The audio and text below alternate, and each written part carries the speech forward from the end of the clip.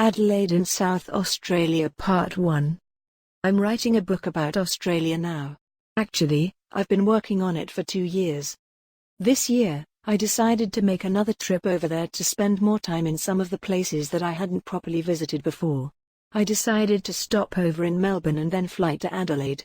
And then go from Adelaide to Brisbane, and from Brisbane to Canberra. And from Canberra to the ski fields of Thredbo and Perisher, which I've just blogged about. This post is about Adelaide, the charming capital of South Australia, sometimes called the City of Churches because of attractive sandstone cathedrals like St. Peter's. In fact, magnificent public buildings of every kind are a feature of downtown Adelaide, most of them constructed out of local sandstone. Adelaide's also a city of parks. The inner city actually sits, in several chunks, in the middle of a vast parkland that includes an artificial lake, created on the Karawirrapari or River Torrens by a weir. Since 1935, motor launches called Popeyes have taken people on cruises up and down the lake. The Popeyes also serve as floating stages for performances. Perhaps because Australia is mostly hot and dry, its inhabitants make a really big thing of parks and gardens, in ways that remind me of the Middle East. Adelaide was founded on the 28th of December 1836. The location of Adelaide resembles Los Angeles.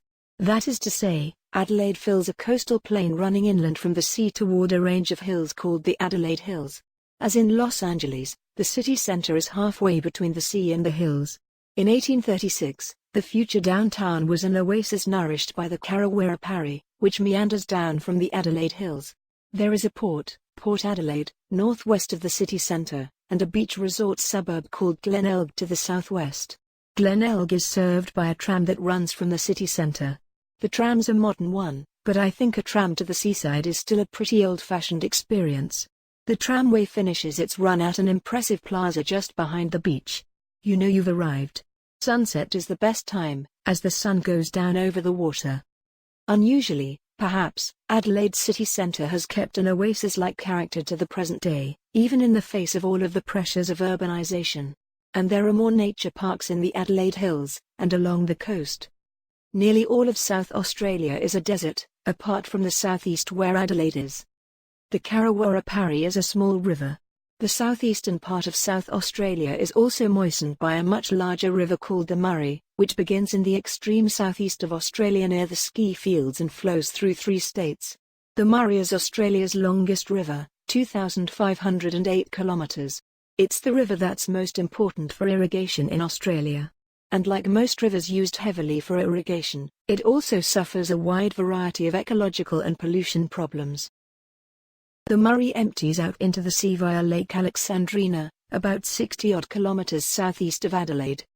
While I was in South Australia, I spent some of my time in Adelaide and the rest of the time exploring the Adelaide Hills and the towns, nature reserves and countryside further to the east. In the blog, I've got a map that shows some key places where I went. The map shows the location of Adelaide in relation to the bays and inlets of southeast and South Australia, and also the locations of some of the places I visited, or failed to visit, in the course of my trip to South Australia this year. That is to say, places like Kangaroo Island, which I never got to, the Murray River, Lake Alexandrina, Hahndorf, Port Elliot, the Fleurieu Peninsula, Deep Creek, and Roken. It doesn't show the location of the Barossa Valley, a famous wine-growing region which I did manage to get to. The Barossa Valley is just northeast of the town of Elizabeth, which is shown in the map. Getting there. I did my bookings through an app called eDreams. That turned into a nightmare. I was confirmed on eDreams and not on Jetstar. I had luggage on eDreams, and no luggage allowance on Jetstar. Warning, do not make the same mistake as me. I discovered a very cheap airline called Tiger Air. But what you save on minimum ticket prices with some of these cheap airlines, you lose on hefty luggage charges. So be warned about that. Not being able to access Tiger Air through eDreams at all didn't help, either. An app I did find a bit more generally useful was travelmate.com.au. I left New Zealand on July the 3rd for Sydney. And then for Melbourne by Greyhound bus, which I'd always wanted to do, in preference to flying. I ended up staying in Tullamarine, near the airport. Though near is a relative expression in Melbourne's sprawling outer suburbs. There wasn't much public transport and so I needed to be able to get a taxi of some kind. I eventually made it to Adelaide with very little sleep. That was because Uber didn't work on my phone in Melbourne, even after I changed my login and credit card details on the computer. I was literally stranded. In the morning, I got up 3 hours early at 4 a.m. to walk to the airport through the dismal suburban streets, dragging my heavy suitcase on its little wheels all the way. After this debacle, I bought an Australian SIM card plus 35 gigabytes of data for $50 Australian, which was very cheap compared to some countries. This improved my communications, but I still wasn't able to get Uber to work.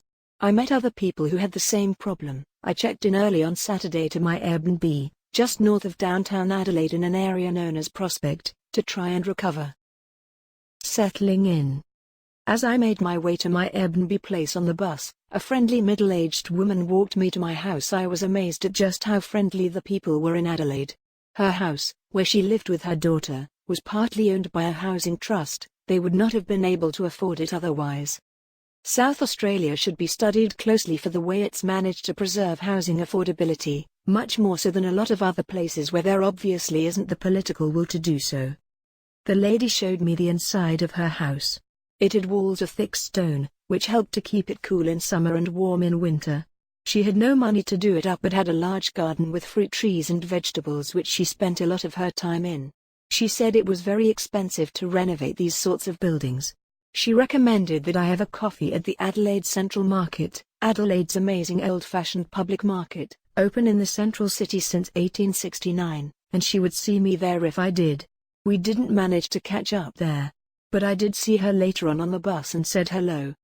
I wish I'd been able to stay at the place of the lady I met instead of my Airbnb. Because, it turned out that the owner of my Airbnb house and his girlfriend could afford renovations and were actually doing work on the place. They were putting in a new shower door and a separate toilet, all while having all 3 rooms full. They nearly showed my rooms to friends while I was sleeping in it.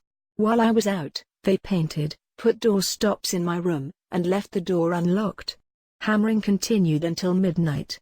They were very nice people and would take you and pick you up from the airport. However, that did not work for me. I gave them a rating of 4 out of 5 stars. The TV in my room was an ornament, too. As it turned out, I would not generally have very good Airbnb experiences in Australia. I am a host in New Zealand and simply would not do what was done to me. I would not get away with it.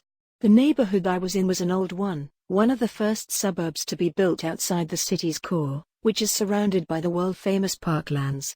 I ran into 1 or 2 locals who had grown up in the neighborhood and been there all their lives, but it was changing. It was up and coming and people were building high-rises and subdividing. The larger sections were disappearing. To be continued.